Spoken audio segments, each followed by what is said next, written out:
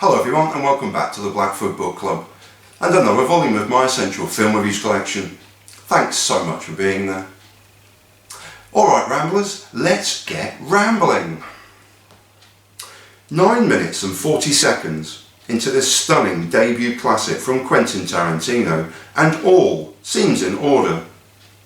Shooting the shit around a coffee house table are mainly sharply dressed guys in black suits discussing various topics of the day, from the meaning of Madonna's Like a Virgin, the merit or otherwise of tipping, and the contents of the boss's address book.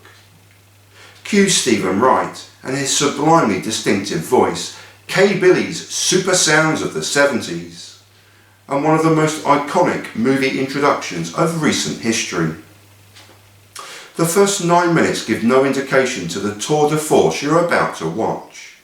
A timeline that jumps back and forth with dialogue to die for, and a screenplay that has gone into movie history.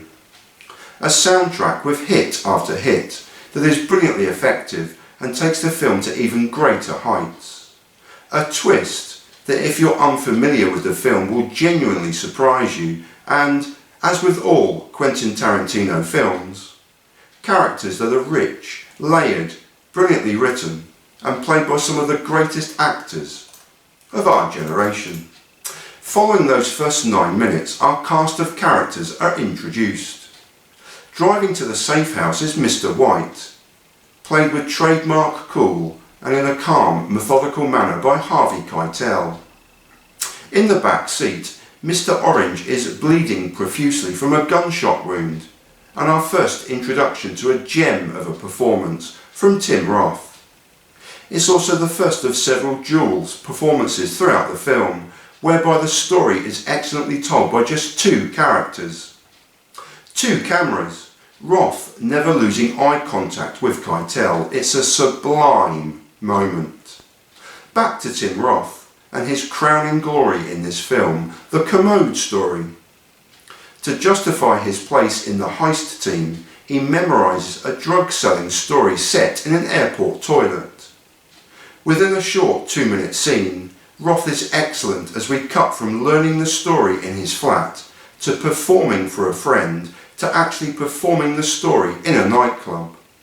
All the while, the flashbacks are cut between the actual event as portrayed in the story, to the nightclub and back again several times, before ending the story back in the actual event, telling the ending, as it were, to the police officers in attendance. Mr. Pink is brilliantly played by one of my favourite actors, so I'm obviously biased, Steve Buscemi. Frantic and fast talking, he excels and shares another dual scene along with Mr. White as they piece together the puzzle and dissect how the heist went wrong. Again, 1, maybe 2 cameras at most, and both characters in shot at all times. Mr. Blonde is a reckless, carefree thief, and Michael Madsen brings the character to life in yet another iconic manner. Tarantino films are synonymous for being eminently quotable, and in this debut feature, Mr. Blonde features highly with classics such as "Are you gonna bark all day, little doggie?" Or "Are you gonna bite?" There are numerous others. Suffice to say, Michael Madsen is superb.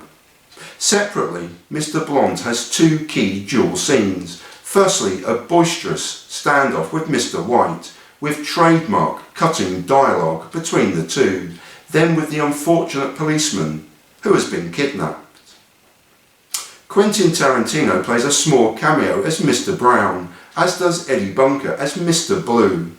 And there we have the heist team in full.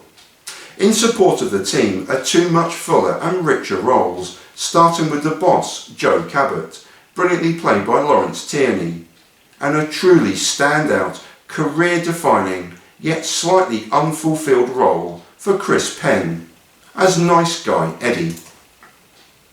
Watching this classic in retrospect, it's easy to spot the future Tarantino trademarks, such as zoom close-ups on inanimate objects, a bowl of quarters while searching for a wedding ring, for example, character or place names for future films, dialogue that has transcended into the zeitgeist, and a soundtrack that is absolute perfection. From Little Green Bag by the George Baker Selection, accompanying the opening credits, to Hooked on a Feeling by Blue Suede, I Gotcha by Joe Tex, to the immortal, iconic use of Steelers wheels, Stuck in the Middle with You. Adding to the soundtrack, but eminently more to the actual film, is comedian Steven Wright. Using radio interludes as a path between acts, and his unique voice describing K. Billy's super sounds of the 70s, always raises a smile, and from the first watching of this film has always been effective.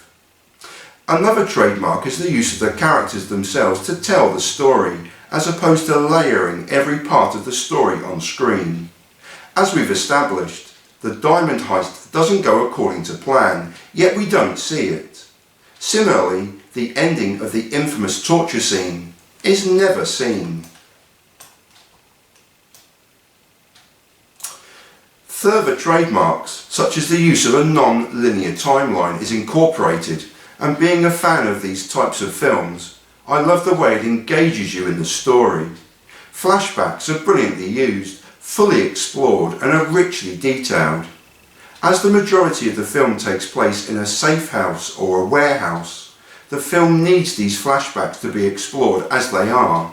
They're not throwaway segments just to propel the story along. They are fully incorporated into the narrative. Also inserted into the narrative are numerous film and TV and culture references, which are synonymous with future Tarantino films, but this film sees the least heavy use of them. The film opens with the Madonna discussion. The Lost Boys film is discussed, as are film stars such as Charles Bronson and Lee Marvin, with Mr. Blonde's funny and infamous taunt at Mr. White, "I bet you're a Lee Marvin fan," and many, many more besides. 20 years since its release, Reservoir Dogs has become a phenomenon, a cultural reference point, an iconic piece of filmmaking. Still as fresh, challenging and disturbing as it was on release, it deserves its place as one of the greatest directorial debuts of all time. And yes, I'm heavily biased. That was Reservoir Dogs from 1992, directed by the one, the only, Quentin Tarantino. And this has been Stephen Blackford, writer and reader of pointless but heartfelt, spoiler-free film reviews since 2012. Thank you so much for watching. Thanks for being there. Thanks for watching this madness. And I'll leave in peace and in solidarity. Thank you so much for watching.